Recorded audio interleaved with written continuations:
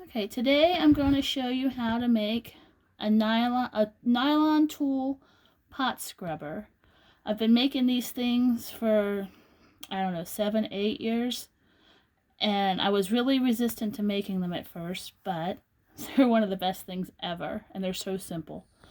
But this is just made from nylon tulle that you buy in the fabric, kind of like cotton or just sewing fabric from Joann, and then you cut it into 2-inch strips and you tie them together, and I'll have more of this up when I put the video up. But then you roll it into a ball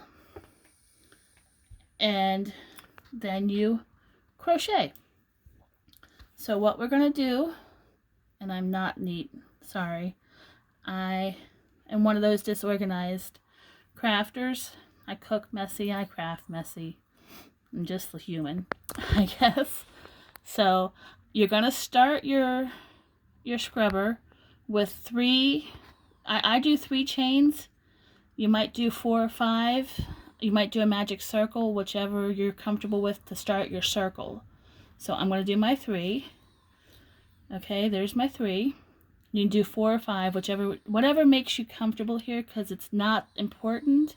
You're just going to have a bigger circle in the middle if you do more chains.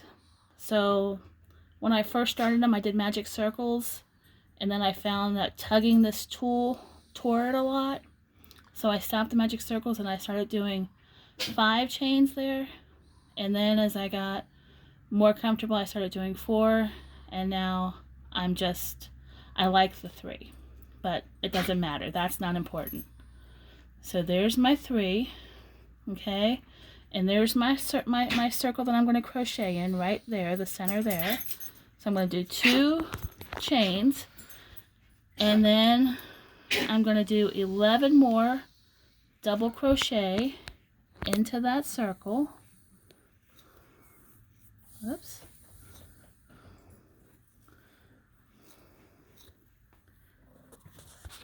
And I do tuck as I go when I crochet. So that's what you're going to do with this tail. Sorry, it's getting everything in the way. I unrolled a lot of it to show you the knot,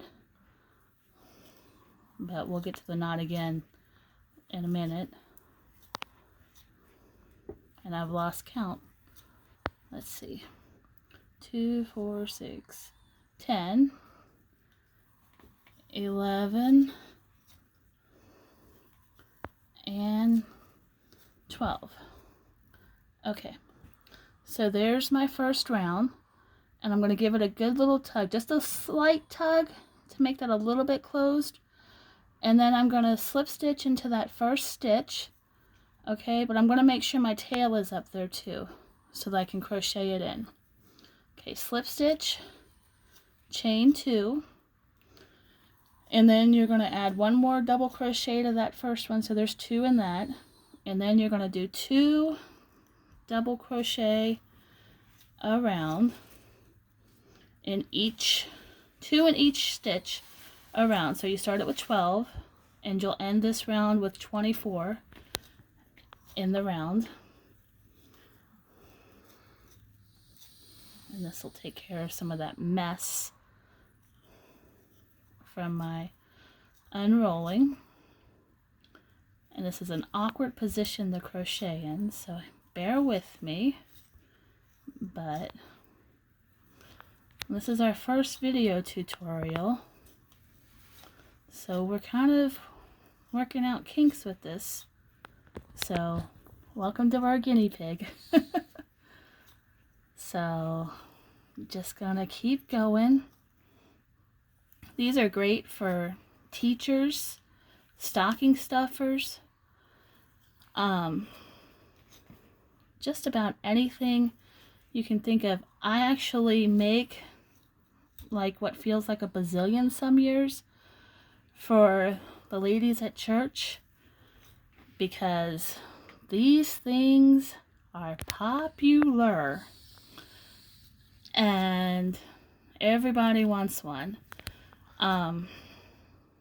I never knew when I started making them that these things were gonna be like this. But wow, it's crazy. So, okay. So now I'm actually I had this one for my second half, but I'm gonna finish this one because I don't have a knot. I do have a knot at both of them. Okay, never mind. So I'm gonna do my 12th stitch. Okay, and I like to buy longer than 5 yards, but we got 5 yards of this one, and I'll take care of that in a minute. But I like more than 5 yards because 5 yards makes knots right there. Excuse me, so I'm going to cut that off. Okay, I'm going to pull that all through. This is my tail for my first half. Okay, there's my first half of my finished product. Okay, and then to give it a nice finish front, I just reach back through that last stitch and pull the tail back through. That way that little knot that you just created, I'm really anti-knot, sorry. That little knot is not sticking up at that point, okay? So then, just so I didn't bore you watching me make a second half, I repeated the first part again, okay? And I have 23 stitches. Here's my 24th for the second half, okay? And there's my knot there. And since it's right there, I'm gonna pretend that it's not there at all.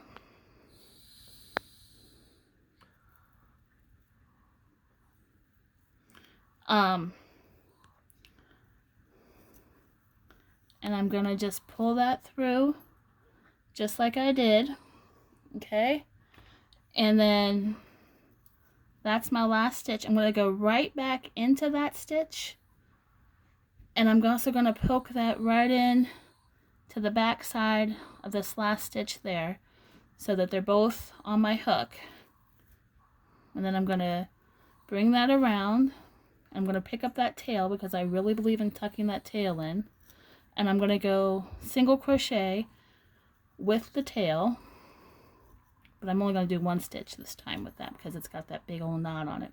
So I'm just gonna tuck that in there, and it's okay, it's safe, and there's no problem with it sitting in there. Okay, so then I'm just gonna single crochet all the way around. I normally would do more than 1 single crochet with that tail because of the knot, and I probably should have chosen one of the other colors I have because they weren't 5-yard sections and they wouldn't have these knots like this to show you, but they weren't as nicely colored.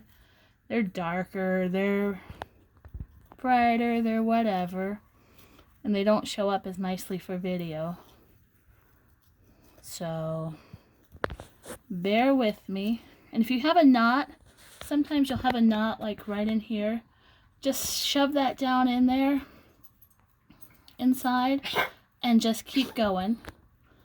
Just like say there was a knot there, you just shove it down and then you pull the tool, see how it looks, and then you just keep going with that knot down inside. And nobody will ever be any the wiser that you have a knot down in there. It's just nicely hidden. And sorry, I either don't have enough or I have too much tulle. You might hear my dog down there. He sounds like a pig. He's a little chorky. And he sounds like a pug or a pig.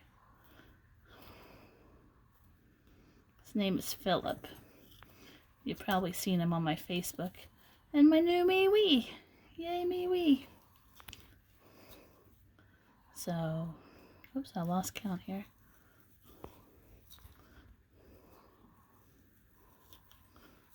Okay, and then this is the last one. Maybe if I can get in there. Okay, and then you see how it's flat there? I'm just gonna do a slip stitch just like I would with any circle to give it a finished edge there, because if you do a slip stitch or two around, it finishes off your circle. I'm gonna cut a pretty healthy tail, and then this is kind of like one of my fun parts of this. I go bloop and then I give it a little tug, not too hard. I still do tear it frequently enough, so just a little tug to make it a little bit tight. And then technically it's finished, it's not going anywhere, but you have this nice ugly tail.